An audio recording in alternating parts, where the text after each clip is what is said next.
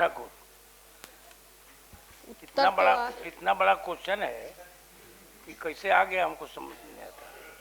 कैसे आ गया सर?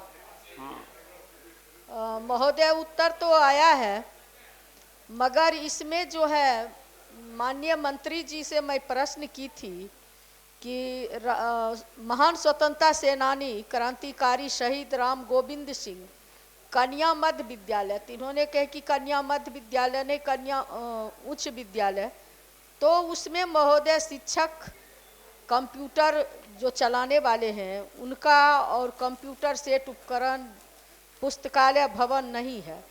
इसका जो भवन है वो भी जर्जर हो चुका है और इसके प्रांगण में हमेशा पानी जमा रहता है। तो महोदय का उत्तर आया कि ये गैर सरकारी संस्थान के रूप में है, जिसका शासी निकाय की जो समिति है वही इसमें काम कर सकते हैं। तो माननीय महोदय मंत्री, शिक्षा मंत्री हैं और इस तरह का विद्यालय अगर आम जनों के लिए कार्य कर रही है जो पूरा जर्जर अवस्था और वहाँ बहुत सारे बच्चे उसे लाभ लेने के लिए जो है लाभ से वंचित हो रहे हैं, तो ऐसी अवस्था में तो आपका भी दायित्व तो बनता है महोदय कि आप उस चीज को देखने का काम करें।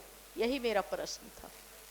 आप सभापति महोदय, हमने उत्तर में स्पष्ट दिया है कि जहाँ तक वैसे विद्यालयों को जो वेतन मद में जो हम लोग परफॉर्मेंस पर देते हैं पैसे, वो हम लोग देते हैं, लेकिन साथ ही साथ वहाँ पर जो प्रबंधन समिति है वहाँ के जो भी फीस वगैरह है और अन्य जो बच्चों से लेते हैं उसी से उनको कराना है। अभी तक जो नियम है विभाग का कि उसमें जो आधारभूत संरचनाएं इत्यादि का प्रावधान नहीं है, चाहे वो इस तरह के प्राइवेट स्कूल्स हों या अन्य इस तरह के प्राइवेट संस्थाएं हों, इस वजह से इस तरह का उत्तर हमने दिया है। लेकिन विशेष परिस्थिति में चूँकि आपने जिनका नाम लिया है वो उस संबंध में देखेंगे, लेकिन नीतिगत बात हमने अपने उत्तर में लिखी है। ऐसा नहीं है कि किसी तरह का किसी व्यक्ति विशेष से कोई बात है। धन्यवाद। महोदय 2008 से ही आपने बीत रहित जो है खत्म किए कि हम बीत रहित कर रहे हैं महोदय, उसमें महोदय बीत नहीं मिल रहा है। तो सरकार को समय समय पर जो बीत देते हैं उसकी भी व्यवस्था होनी चाहिए, और जो बीत रही चाहे कॉलेज हो चाहे स्कूल हो, अगर लोग चला रहे हैं तो इसको कौन देखेंगे? आप ये कह करके कि गैर सरकारी है ये कह कर अगर टालेंगे तब तो शिक्षक भी मरेंगे और विद्यार्थी भी।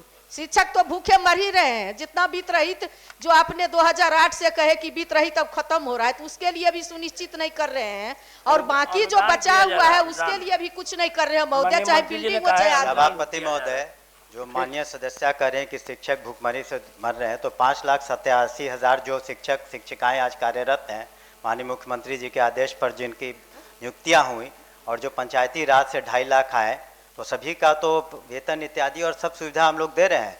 लेकिन एक नीतिगत निर्णय पुराना लिया गया था, उसका हमने जिक्र किया था। मैंने स्पष्ट कहा कि शिक्षकों के विरुद्ध कोई ऐसी बात नहीं है। डॉक्टर संजीव